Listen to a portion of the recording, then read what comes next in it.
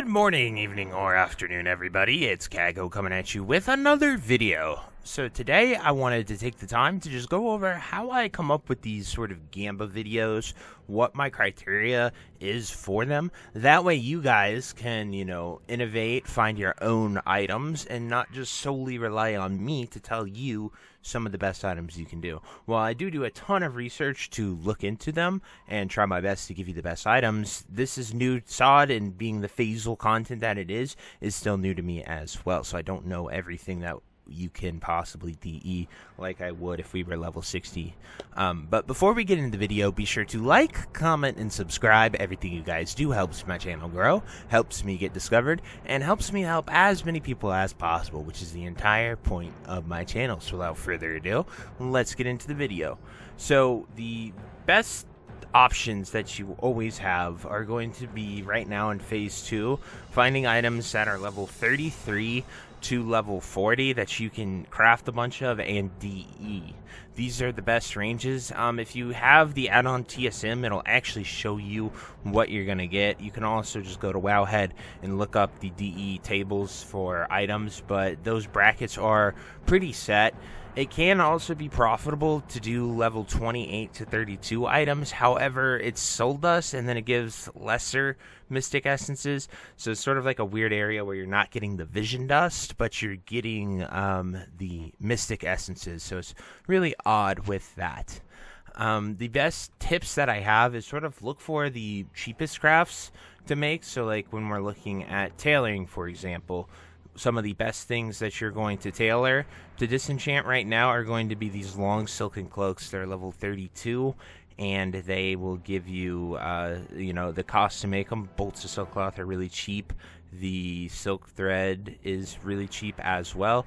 And then mana pots are kind of the only thing that really limits you. So it's just important to sort of, look at these items. Whereas like a crimson silk cloth would cost more because it uses fire oil, and it's a lower level, so it wouldn't be a good disenchant. So it's more mats, doesn't disenchant well because it's a level 31 cape. And just looking at stuff like that. Another one that's also decent could be this Azure Silk Cloak, but you're going to be gambling pretty hard with those mythic essences, and I believe it is a patterned recipe, so you have to do some investment for this pattern, but the blue dye and fine thread are pretty cheap, so it's an item to definitely keep on your watch. But that's just an example for tailoring, comparing those crafts, what you can do and what you shouldn't do.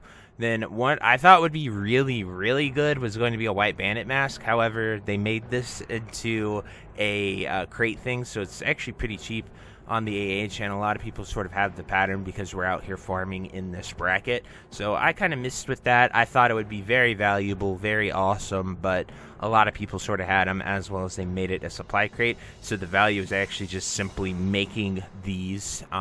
But bolts of Mageweave are pretty expensive still, so it's hard to say with those.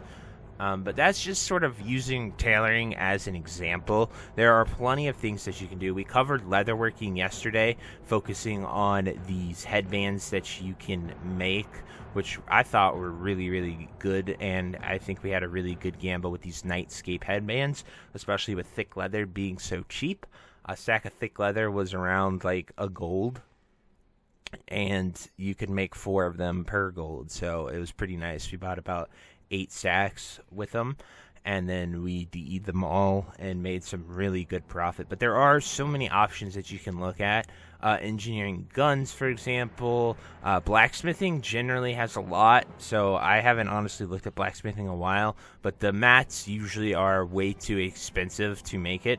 But something like this golden scale coif might be pretty easy to sort of do. It's in that level bracket as the cape, something like that. Just looking at these things, looking at the mats it takes to make them, and what you can get out of them is really huge. And you can have plate and mail. Blacksmithing has a lot with it, and there are a lot of mats that go into making them. So blacksmithing generally, I haven't found it to be profitable at any point.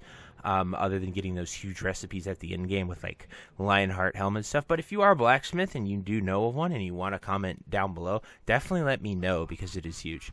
And then the most important thing that I want you guys to know is that all of these things are gambas. Generally, they have a rate of a 5% to be a blue shard, 20% to be essence, and 75% of the time it will be dust.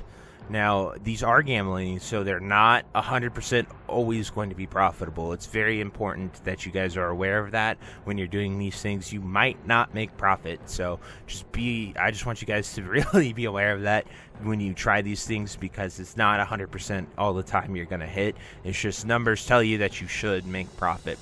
And then if you use these to make some awesome gambas that you guys can find profitable, the enchanting mats are going to be the highest demand thing always, because there's so many people with alts, gearing, and getting upgrades, and people want your gear to be enchanted when you go into dungeons and Nomergon, and people want to be the best their character can be. So every new piece, they have to redo it. Every new phase, every new quest, there's so many times that you can get your gear enchanted. So people are pretty min-maxy with it now. So enchanting is always going to be there. It's always going to be huge, and some of the highest demands. So these enchanting mats are always going to sell, and that's why these gambas are really important. So I just wanted to take the time to teach you guys how to do these gambas, so maybe you can find some awesome items that work for you guys as well, instead of just me giving you all the information. As I said in the intro, I've never done SoD. No one has. This is completely new to be locked at 25, 40, and 50, and having your professions capped at 150 to 25. So those just open up so many doors and possibilities that some awesome stuff has emerged for some cool gold farms. But anyway, guys, that's it for this video. I truly hope you enjoyed it, and I would love to hear what you guys think down below. So until next time, I'll see you later. Have a great day. Bye-bye. If you made it to the end of this video, thank you so much for watching. It truly means a lot to me. If you happen to find anyone that you know would also benefit from watching this video, please share it with them. It helps me out a ton and allows me to keep doing what I love every single day, and that is gaming and sort of helping people any way that I can. So finally, thank you so much, and I hope you have a fantastic day. Goodbye.